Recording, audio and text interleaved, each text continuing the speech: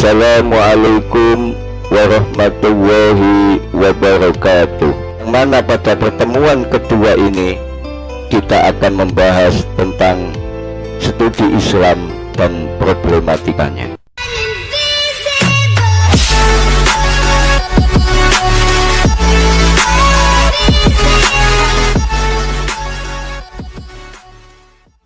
Assalamualaikum warahmatullahi wabarakatuh. Bismillahirrahmanirrahim. Hamdan wa syukran lillah, amma ba'du. Saudara-saudara mahasiswa, sahabat-sahabat mahasiswa yang dimuliakan Allah Subhanahu wa ta'ala, pada kesempatan yang mulia ini marilah kita bersyukur kepada Allah Subhanahu wa ta'ala, yang mana pada kesempatan ini kita masih diberikan Allah sehat walafiat sehingga bisa mengikuti perkuliahan daring pada mata kuliah pengantar studi Islam, yang mana pada pertemuan kedua ini kita akan membahas tentang studi Islam dan problematikanya. Para mahasiswa, sahabat-sahabat mahasiswa, sebelum perkuliahan kita dimulai, marilah kita berdoa semoga perkuliahan kita ini berjalan dengan baik dan semoga ilmu kita manfaat. Amin, Allahumma amin. Al-Fatihah.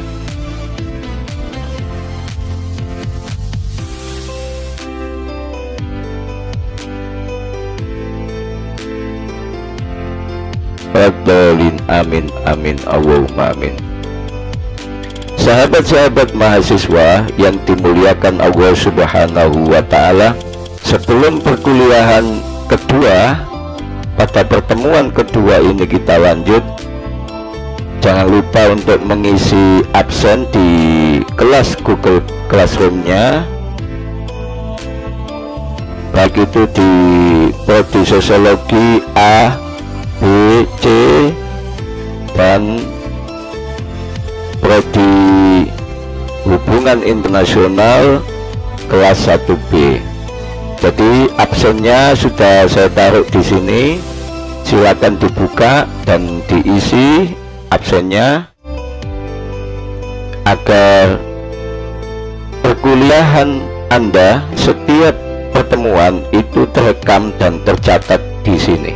Sahabat-sahabat mahasiswa, saudara-saudara mahasiswa dimanapun Anda berada, yang dimuliakan Allah Subhanahu wa ta'ala, pada pertemuan yang kedua mata kuliah pengantar studi Islam ini, kita akan membahas tentang studi Islam dan problematikanya. Saudara-saudara, para mahasiswa yang dimuliakan Allah Subhanahu wa ta'ala, semua agama pada hakikatnya terbentuk berdasarkan wahyu dan tafsir terhadap wahyu. Wahyu bersifat pasti dan tetap. Ia merupakan pernyataan aktual dan mengandung kebenaran-kebenaran yang abadi. Sementara tafsir merupakan tanggapan hati nurani manusia terhadap wahyu. Tafsir menjadi sasaran tekanan baik oleh kekuatan luar maupun dalam. Begitu juga dengan Islam.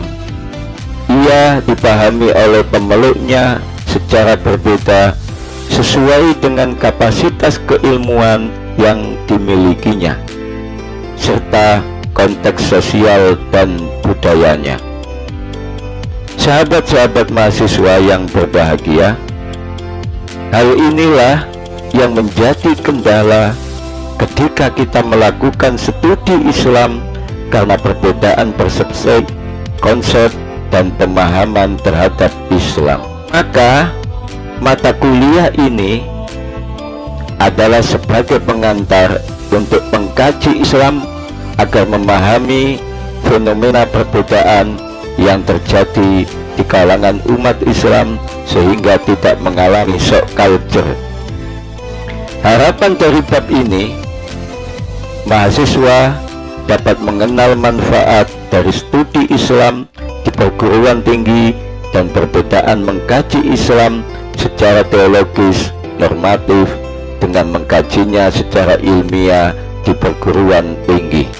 Dengan demikian, mahasiswa dapat bersikap arif dalam menghadapi perbedaan model keagamaan yang terjadi di masyarakatnya dan tidak menampilkan Islam yang rigid, kaku, atau dapat menerima model pemahaman yang berbeda. Sahabat-sahabat mahasiswa yang dimuliakan Allah Subhanahu wa Ta'ala, pada pertemuan yang kedua ini, rencana pelaksanaan perkuliahan kompetensi dasar diharapkan kemampuan memahami pengertian studi Islam di perguruan tinggi, pentingnya pengantar studi Islam, dan kegunaan mata kuliah pengantar studi Islam serta problematikanya. Indikatornya, pada akhir perkuliahan, mahasiswa-mahasiswi diharapkan mampu menjelaskan pengertian studi Islam. Yang kedua, menjelaskan pentingnya studi Islam dengan beberapa pendekatan. Yang ketiga, menjelaskan kegunaan pengantar studi Islam. Dan yang keempat, memahami beberapa problematika yang terjadi ketika melakukan studi Islam. Waktunya 3 kali 50 menit. Materi pokok yang pertama, pengertian studi Islam. Yang kedua, sejarah studi Islam. Yang ketiga, kegunaan studi Islam. Dan yang keempat, problematikanya studi Islam. Sahabat mahasiswa yang dimuliakan Allah Subhanahu wa Ta'ala, ini kita baca saja sampai ke bawah, kemudian kita memasuki materinya. Ini dibaca saja, kita langsung masuk materinya. Sahabat mahasiswa yang dimuliakan Allah Subhanahu wa Ta'ala, studi Islam dan problematikanya. Secara historis, Islam adalah agama yang diwahyukan kepada Nabi Muhammad SAW untuk disampaikan kepada seluruh umat manusia.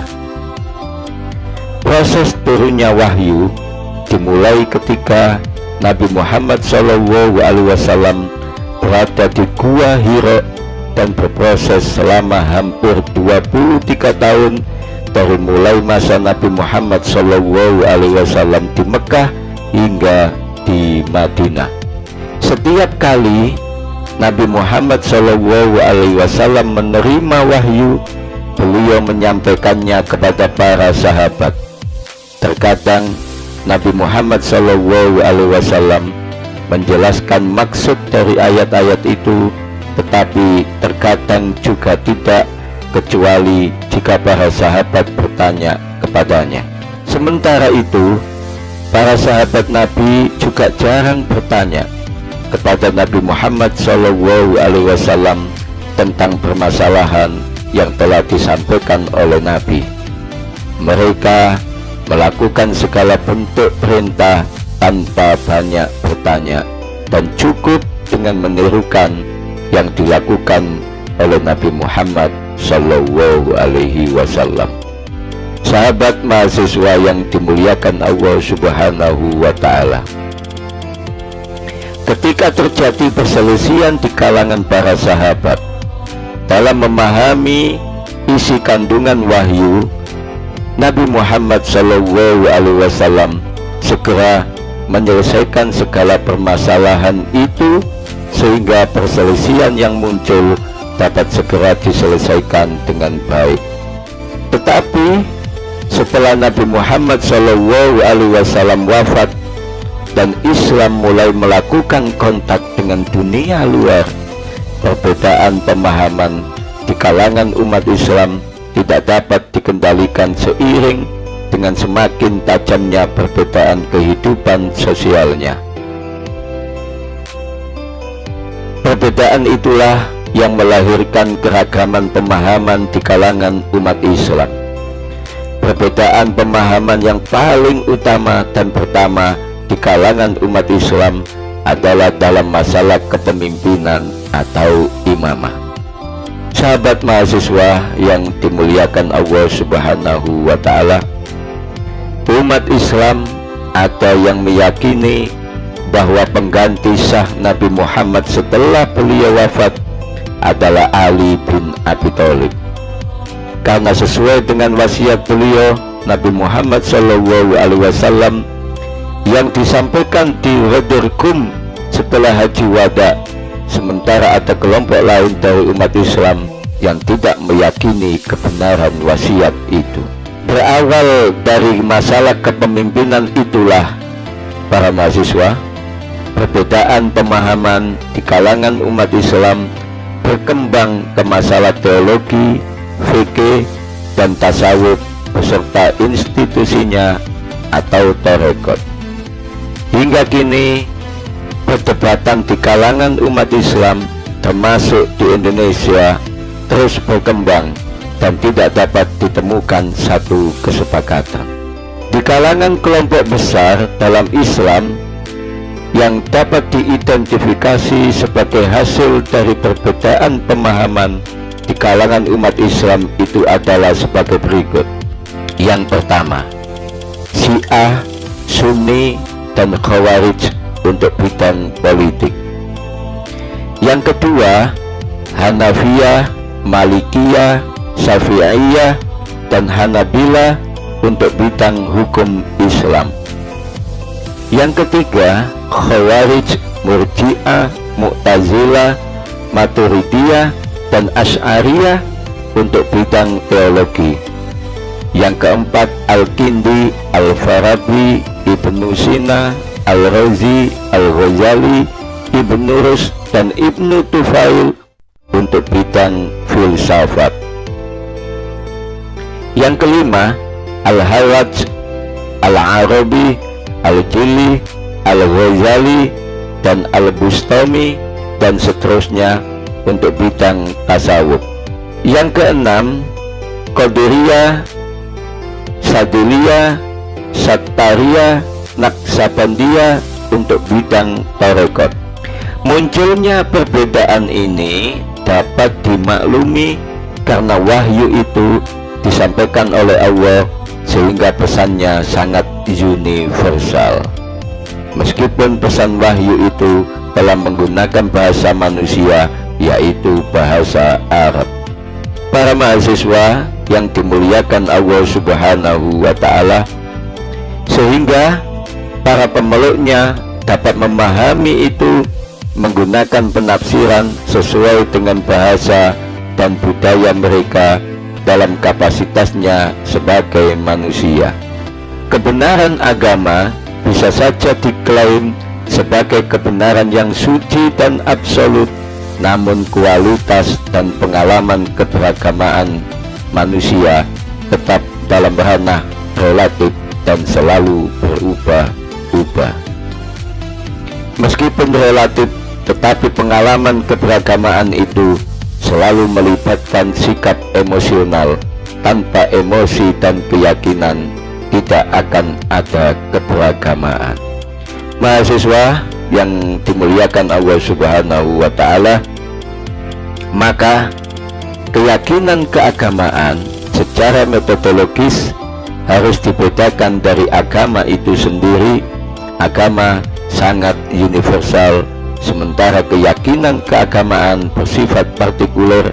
Begitu juga dengan kitab suci, pesannya sangat universal, berlaku secara seragam bagi umat penganutnya di seluruh penjuru dunia. Para mahasiswa yang dimuliakan Allah Subhanahu wa Ta'ala, dimanapun Anda berada, tetapi Pada waktu agama itu harus menjadi operasional dalam kehidupan manusia, teks suci tersebut tidak dapat begitu saja digunakan dalam kehidupan yang nyata. Supaya operasional, maka ajaran dalam teks suci tersebut harus diinterpretasikan makna-maknanya supaya dapat dipahami oleh para pemeluknya untuk kemudian dijadikan sebagai pedoman bagi kehidupannya. Dalam upaya menginterpretasikan makna-makna ajaran yang ada dalam teks suci tersebut, para pemeluk agama yang bersangkutan menggunakan kebudayaan mereka sebagai acuan. Sadar atau tidak, hasil interpretasi mereka itu menjadi bagian dari sistem-sistem pengetahuan dan keyakinan di tempat mereka menjalani kehidupan. Para mahasiswa yang dimuliakan Allah Subhanahu wa Ta'ala, hasil-hasil interpretasi itu kemudian menjadi pedoman yang sakral atau yang suci bagi kehidupannya. Dengan kata lain, hasil interpretasi itu kemudian menjadi model kebudayaannya atau menjadi bagian dari kebudayaan yang telah mereka ciptakan. Itu artinya bahwa Islam yang diturunkan di tengah-tengah bangsa Arab telah diadopsi oleh masyarakat non-Arab dengan kultur yang berbeda, sehingga dalam memahami ajaran Islam masing-masing dari mereka memiliki perbedaan. Dari perbedaan itulah muncul banyak corak Islam. Ada Islam Iran, ada Islam Indonesia, ada Islam Afrika, dan lain sebagainya. Masing-masing varian mempresentasikan dimensi budayanya sesuai dengan interpretasi mereka terhadap ajaran Islam. Para mahasiswa yang dimuliakan Allah Subhanahu wa Ta'ala, ada ungkapan yang menarik dari Syahrul yang artinya di mana kita mencari Islam dan bagaimana kita mencarinya, di Al-Azhar, di Al-Zaitun, di Najaf atau di Makkah, di Qum, Baghdad atau di Qut. Apakah kita mencari Islam dengan kacamata Al-Syafi'i atau Maliki, atau dengan kacamata kita saat ini? Apakah kita memahami Islam melalui kitab-kitab atau realitas? Jika melalui realitas mana yang dimaksud? Realitas abad ke-7 ataukah abad ke-20? Dari paparan tersebut dapat disimpulkan bahwa dalam memahami ajaran Islam atau wahyu terjadi perbedaan di kalangan umat Islam. Para mahasiswa yang dimuliakan Allah Subhanahu wa Ta'ala, oleh karena itu diperlukan sikap bijak agar kita tidak terlalu mudah menyalahkan pihak lainnya di tengah berbagai perbedaan.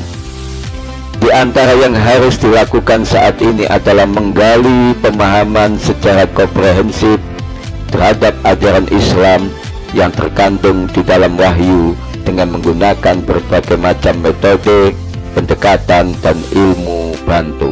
Tujuannya adalah agar ajaran Islam dapat dikonsumsi oleh seluruh umat Islam pada tataran empirik dan mampu berdialog atau berdialektika dengan mereka beserta kondisi realnya. Inilah yang diharapkan dari proses studi Islam di perguruan tinggi. Jadi, studi Islam di perguruan tinggi adalah melakukan kajian terhadap Islam secara ilmiah melalui beberapa pendekatan, bekerja dengan data yang mengandung makna-makna keagamaan dalam masyarakat atau komunitas, kelompok atau individu dengan menggunakan bantuan metodologi, dan memperhatikan secara penuh apa yang dimaksud dengan beragama dan agama. Sahabat-sahabat mahasiswa yang dimuliakan Allah Subhanahu wa Ta'ala, karena Islam telah dipahami oleh penganutnya secara beragam, multi interpretation, tidak satu model pemahaman atau single interpretation. Jika dilacak dari sisi etimologis, studi Islam merupakan terjemahan dari bahasa Arab dirosa Islamiyah. Ibarat studi Islam disebut dengan istilah Islamic Studies, yang artinya adalah kajian tentang hal-hal yang berkaitan dengan keislaman. Tentu makna ini sangat umum karena segala sesuatu yang berkaitan dengan Islam dapat dikategorikan studi Islam. Oleh karena itu perlu ada spesifikasi pengertian terminologis tentang studi Islam. Para mahasiswa yang dimuliakan Allah Subhanahu wa Ta'ala, studi Islam secara terminologis adalah memahami dengan menganalisis secara mendalam hal-hal yang berkaitan dengan agama Islam, pokok-pokok ajaran Islam, sejarah Islam, maupun realitas pelaksanaannya dalam kehidupan.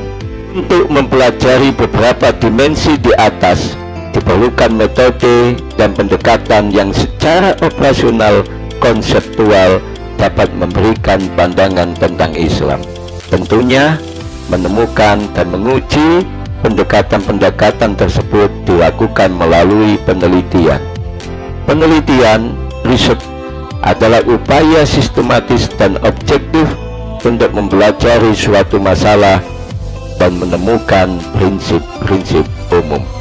Sahabat mahasiswa yang dimuliakan Allah Subhanahu wa Ta'ala, selain itu, penelitian juga berarti upaya pengumpulan informasi yang bertujuan untuk menambah pengetahuan. Penelitian agama bukanlah meneliti hakikat agama dalam arti wahyu, melainkan meneliti agama pada dimensi kemanusiaannya. Dengan kata lain, penelitian agama bukan meneliti kebenaran teologis atau filosofis, akan tetapi bagaimana agama itu ada di dalam ranah pemeluknya, baik di wilayah kebudayaan dan sistem sosialnya berdasarkan pada fakta atau realitas sosiokulturalnya. Para mahasiswa dimanapun Anda berada, untuk saat ini melakukan studi Islam dengan menggunakan berbagai macam pendekatan menjadi penting, karena banyak di antara umat Islam di dunia ini yang memiliki kecenderungan untuk mensakralkan pemikiran keagamaannya, taqdis al-afkar al-dini, dan menganggap pendapat kelompoknya paling benar, sementara kelompok yang lain disalahkan. Padahal Islam sebagai agama tidak cukup dipahami melalui pintu wahyunya belaka, tetapi juga perlu dipahami melalui pintu pemeluknya, yaitu masyarakat muslim yang menghayati, meyakini, dan memperoleh pengaruh dari Islam tersebut. Alasannya adalah bahwa Islam itu dipahami oleh pemeluknya secara berbeda, karena setiap manusia memiliki pemahaman yang beragam, sehingga tidak dapat dipaksakan umat Islam untuk memiliki satu bentuk pemahaman yang sama. Sahabat-sahabat mahasiswa yang dimuliakan Allah Subhanahu wa Ta'ala, untuk melakukan suatu penelitian dibutuhkan metode. Ilmu yang mempelajari metode itu disebut dengan metodologi. Jadi dalam studi Islam juga diperlukan beberapa metode dan pendekatan. Tentunya ilmu yang digunakan dalam memahami Islam bukan ilmu pasti, yang data dan hasilnya adalah pasti, karena studi Islam itu terkait dengan pemahaman seseorang tentang Islam yang datanya tidak dapat diukur dengan menggunakan ilmu pasti. Jika digambarkan dalam bentuk bagan, maka sesungguhnya posisi metode atau pendekatan yang digunakan dalam studi Islam adalah sebagai berikut. Para mahasiswa, sahabat mahasiswa bisa melihatnya bagan ini. Yang pertama, ilmu kealaman natural science, ilmu sosial science, ilmu sosial atau social science, ilmu budaya, humanities atau studi Islam. Penjelasan dari gambar di atas ini adalah bahwa ilmu kealaman itu datanya pasti, sehingga hasilnya juga pasti, tidak memunculkan perdebatan. Contoh, 1 ditambah 1 sama dengan 2. Siapapun yang menghitung, jenis kelamin apapun yang menghitung, hasilnya tetap sama, yaitu 2. Sementara ilmu sosial itu datanya tidak pasti, sehingga hasilnya juga tidak pasti dan melahirkan perdebatan. Contoh, penilaian kebaikan atau kecantikan seseorang tentu terjadi perbedaan antara satu orang dengan yang lainnya. Begitu juga dalam kasus hukum merokok, tentu berbeda antara menurut perokok dan yang tidak merokok. Hukum wanita karir tentu berbeda antara pendapat kaum lelaki dan pendapat kaum perempuan. Begitulah masalah yang muncul dalam memahami ajaran Islam, sehingga banyak kasus-kasus fikih yang melahirkan perdebatan di kalangan umat Islam. Masing-masing dari pendapat itu tidak dapat memastikan apakah pendapatnya adalah paling benar dari yang lainnya, karena sama-sama belum pernah bertemu dengan Allah dan belum pernah merasakan kehidupan di akhirat, sehingga belum mengetahui imbalan dari pendapat yang ia anutnya. Untuk menyikapi itu, sahabat-sahabat mahasiswa yang dimuliakan Allah, Rasulullah Shallallahu Alaihi Wasallam sudah bersabda bahwa barang siapa yang melakukan ijtihad dan ia benar, maka ia mendapatkan 2 pahala, dan barang siapa yang melakukan ijtihad dan ternyata salah, ia tetap mendapatkan 1 pahala. Dengan demikian, pemahaman kita terhadap ajaran Islam selama masih di wilayah ijtihad dan dilakukan dengan benar-benar sungguh-sungguh, tidak akan ada imbalan dosa atau ancaman siksanya. Para mahasiswa yang dimuliakan Allah Subhanahu wa Ta'ala, penjelasan berikutnya adalah tentang sejarah perkembangan studi Islam dan problematikanya. Studi Islam sebagai sebuah disiplin sebenarnya sudah dimulai sejak lama. Studi ini mempunyai akar yang kokoh di kalangan sarjana muslim dalam tradisi keilmuan tradisional. Mereka telah mengupayakan interpretasi tentang Islam, dan hal ini terus berlanjut hingga sekarang. Ketika terjadi kontak antara orang Kristen dan orang Islam, studi Islam mulai memasuki wilayah Kristen Eropa pada masa pertengahan. Pada masa ini, kajian lebih diwarnai oleh tujuan polemik, karena Islam dipahami oleh kalangan orientalis dengan pemahaman yang tidak layak. Meskipun demikian, kontak dan ketegangan antara Islam dan Barat pada akhirnya menemukan titik di mana studi Islam memperoleh manfaat besar dari perkembangan metodologi dan kajian ilmiah di Barat. Dalam 2 dekade terakhir ini, semakin tumbuh kesadaran akan pentingnya berbagai pendekatan ilmiah dalam melakukan studi Islam. Dalam setiap pendekatan dijumpai beberapa kemungkinan adanya metode tertentu yang lebih kritis dan aplikatif daripada metode lainnya. Pendekatan dan metode yang digunakan sangat tergantung pada apa yang ingin diketahui dan jenis data yang akan diakses.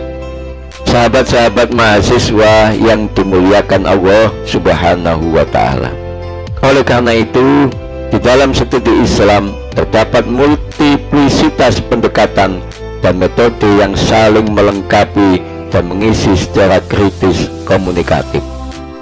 Sebagai contoh, dalam studi tentang data keagamaan seperti Al-Quran, teks-teks klasik, dan interpretasi tentang makna-makna keagamaan, meskipun pendekatan dan metode yang digunakan sama, kesimpulan ilmiahnya bisa berbeda karena ada sensibilitas yang berbeda antara satu peneliti dengan peneliti lainnya. Sahabat mahasiswa yang dimuliakan Allah Subhanahu wa Ta'ala, jika dilacak sejarah pertumbuhan studi Islam dapat dilihat pada abad ke-19, di mana kajian Islam pada masa ini lebih menekankan pada tradisi filologi. Para pengkaji di bidang ini adalah dari kalangan pakar bahasa, ahli teks-teks kunci klasik, yang melalui bahasa dan teks klasik itu mereka dapat memahami gagasan-gagasan dan konsep-konsep utama yang membentuk umat Islam tanpa memahami konteks. Sahabat mahasiswa yang dimuliakan Allah Subhanahu wa Ta'ala, akan tetapi kajian Islam melalui pendekatan filologi ini memiliki keterbatasan, diantaranya adalah penekanannya yang eksklusif terhadap teks. Dunia Islam dipahami melalui cara tidak langsung, tidak dengan melakukan penelitian tentang kehidupan muslim yang ada di dalam masyarakatnya, tetapi melalui prisma teks yang umumnya teks itu berasal dari tradisi intelektual klasik milik Islam. Kajian ini berfokus pada tulisan-tulisan muslim, bukan pada muslimnya sendiri. Inilah yang menyebabkan para filolog dan orientalis banyak melakukan kesalahan dalam memahami makna data keagamaan. Meskipun demikian, pendekatan ini sangat membantu dalam membuka kekayaan daftar materi keislaman dari dokumen-dokumen lama, karena melakukan studi terhadap Islam tanpa menguasai bahasa Arab adalah sebuah kemustahilan, an absurdity.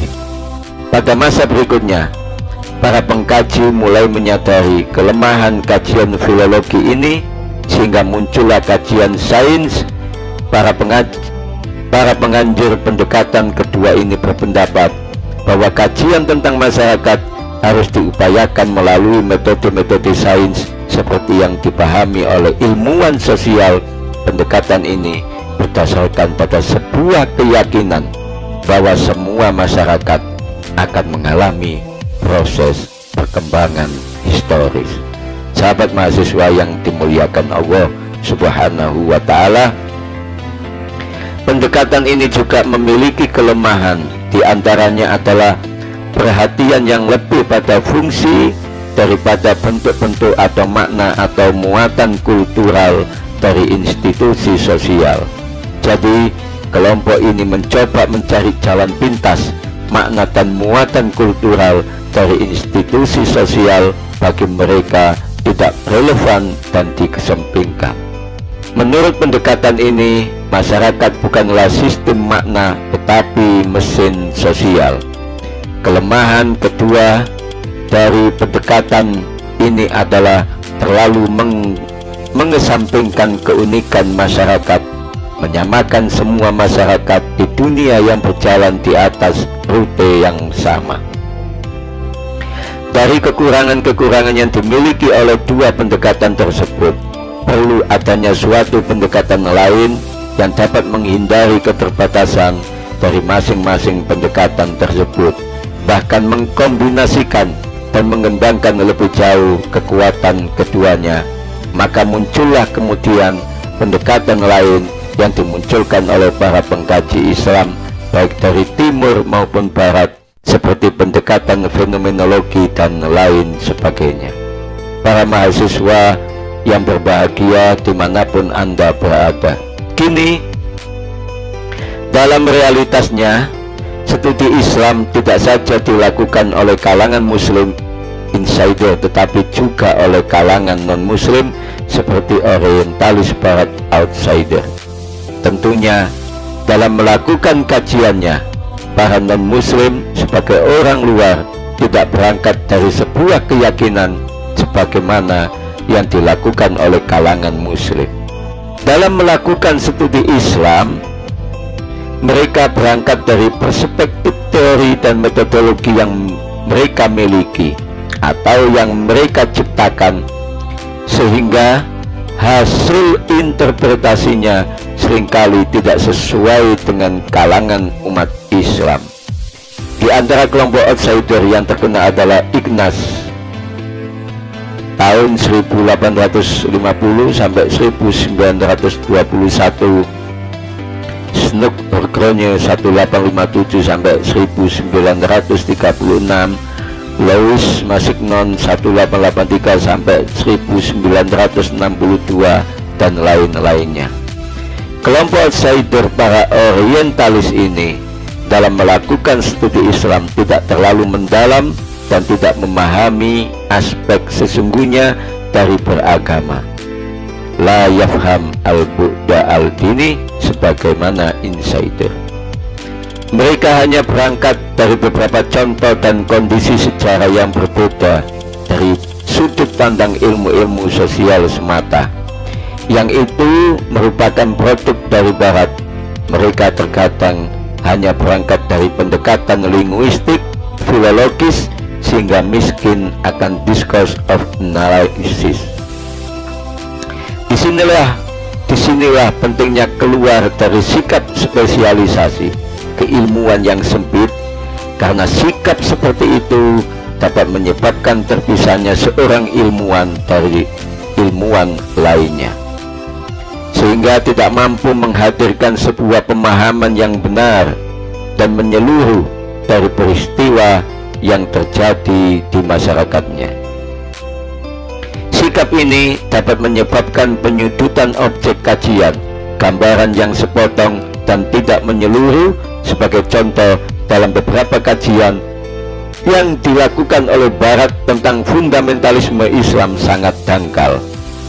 Kajian yang mereka lakukan sangat membosankan dan berputar-putar sekitar Islam sebagai oknum yang bertanggung jawab atas semua peristiwa terorisme yang terjadi di masyarakat dunia.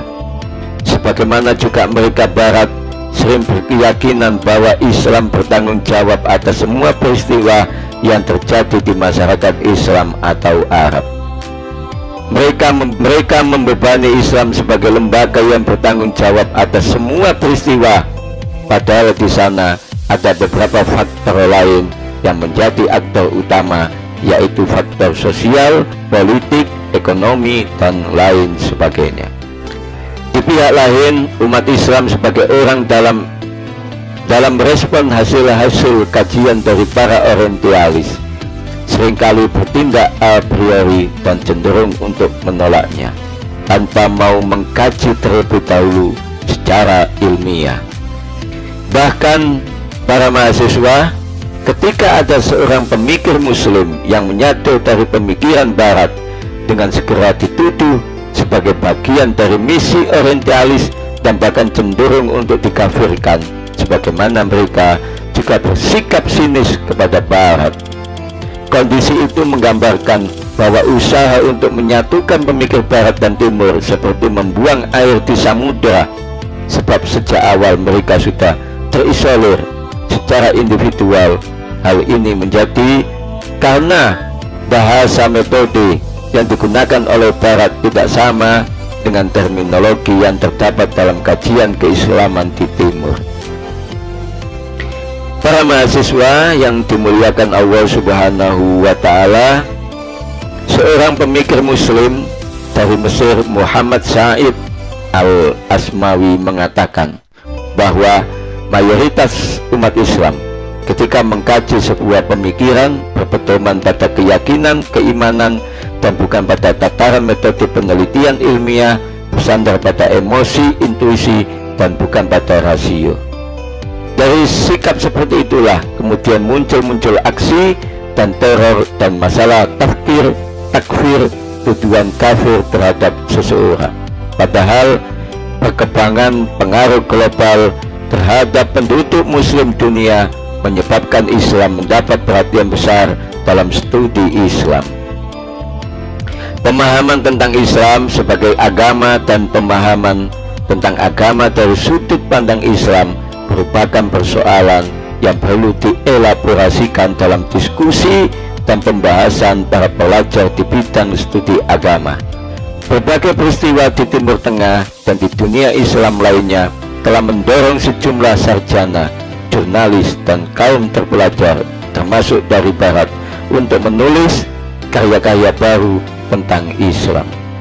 Dorongan utama untuk orang Barat melakukan studi Islam pada awalnya menurut Bernard Lewis adalah bersumber dari dua motif. Pertama, untuk belajar lebih banyak tentang warisan klasik yang terpelihara dalam terjemahan dan komentar berbahasa Arab. Kedua, untuk menyokong polemik orang Kristen terpelajar yang melawan Islam. Seiring dengan berjalannya waktu, di saat umat Kristen berada di bawah pengaruh umat Islam di bidang ilmu pengetahuan dan politik, pada abad pertengahan, dua motif itu pun menjadi pudar. Bahkan pada masa Renaissance muncul alasan-alasan baru dalam melakukan studi Islam. Studi Islam kemudian menjadi semakin menarik karena bentuk-bentuk bias yang dimunculkan oleh kalangan non-muslim tentang Islam mulai berkembang. Bahkan banyak kemudian teori-teori baru, pendekatan-pendekatan baru yang disumbangkan oleh para pengkaji Islam kepada umat Islam. Fenomena ini sangat positif sehingga setidaknya untuk mengimbangi alur pemikiran keagamaan yang seringkali menonjolkan warna pemikiran keagamaan yang bersifat teologis partikularistik. Jadi para mahasiswa yang dimuliakan Allah Subhanahu wa Ta'ala, jadi studi Islam dengan menggunakan metodologi yang tepat, pendekatan yang relevan akan membantu kita dalam memahami Islam, karena dengan menjadi muslim dan berempati kepada Islam sekalipun bukanlah jaminan bahwa interpretasi tentang Islam dapat valid. Para mahasiswa yang dimuliakan Allah Subhanahu wa Ta'ala, rangkuman dari berbagai paparan di atas, maka bagian ini dapat dikerucutkan dalam beberapa kesimpulan. Yang pertama, kesimpulannya sebagai berikut, bahwa studi Islam di perguruan tinggi adalah melakukan kajian terhadap Islam secara ilmiah melalui beberapa pendekatan, bekerja dengan data yang mengandung makna-makna keagamaan dalam masyarakat atau komunitas, kelompok atau individu dengan menggunakan bantuan metodologi dan memperhatikan secara penuh apa yang dimaksud dengan beragama dan agama. Karena Islam telah dipahami oleh penganutnya secara beragam, multi-interpretation, tidak satu model pemahaman, single interpretation. Yang kedua, studi Islam merupakan terjemahan dari bahasa Arab Dirosah Islamiyah. Di Barat, studi Islam disebut dengan istilah Islamic Studies, Islamic Studies, yang artinya adalah kajian tentang hal-hal yang berkaitan dengan keislaman. Tentu makna ini sangat umum karena segala sesuatu yang berkaitan dengan Islam dapat dikategorikan studi Islam.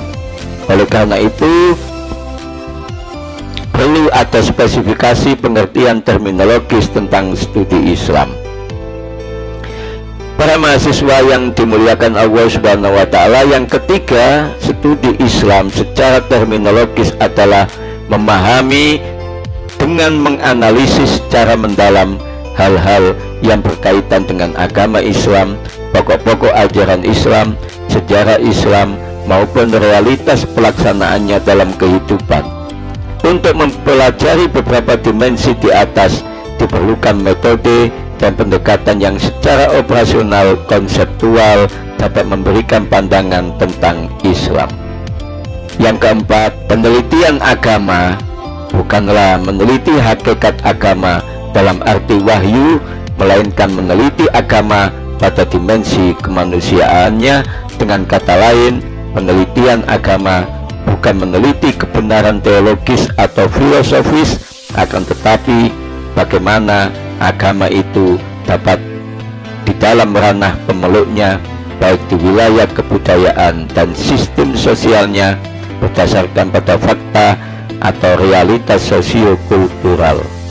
Yang kelima, para mahasiswa yang berbahagia yang dimuliakan Allah, Islam sebagai agama tidak cukup dipahami melalui pintu wahyunya belaka, tetapi juga perlu dipahami melalui pintu pemeluknya, yaitu masyarakat muslim yang menghayati, meyakini, dan memperoleh pengaruh dari Islam tersebut. Alasannya adalah bahwa Islam itu dipahami oleh pemeluknya secara berbeda, karena setiap manusia memiliki pemahaman yang beragam, sehingga tidak dapat dipaksakan umat Islam untuk memiliki satu bentuk pemahaman yang sama. Perlu keluar dari sikap spesialisasi keilmuan yang sempit, karena sikap seperti itu dapat menyebabkan terpisahnya seorang ilmuwan dari ilmuwan lainnya, sehingga tidak mampu menghadirkan sebuah pemahaman yang benar dan menyeluruh dari peristiwa yang terjadi di masyarakatnya. Sikap ini dapat menyebabkan penyudutan objek kajian, gambaran yang sepotong dan tidak menyeluruh. Para mahasiswa yang dimuliakan Allah Subhanahu wa Ta'ala, demikianlah perkuliahan kita pengantar studi Islam.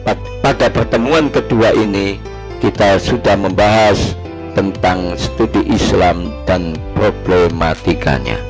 Oleh karena itu, untuk selanjutnya jangan lupa Anda yang prodi sosiologi ABC dan Anda yang di prodi hubungan internasional 1B, jangan lupa untuk absen di Google Classroom, karena absennya sudah saya letakkan di Google Classroom-nya. Anda semua mulai sosiologi ABC dan prodi HI, jangan lupa juga Anda harus masuk di anggota dan kelas Google Classroom ini. Demikian yang bisa saya sampaikan. Jumpa lagi di mata kuliah pengantar studi Islam minggu depan. Semoga membawa manfaat, barokah dunia akhirat. Dan sebelum kita akhiri perkuliahan kita saat ini, marilah kita tutup dengan bacaan Fatihah. Al-Fatihah.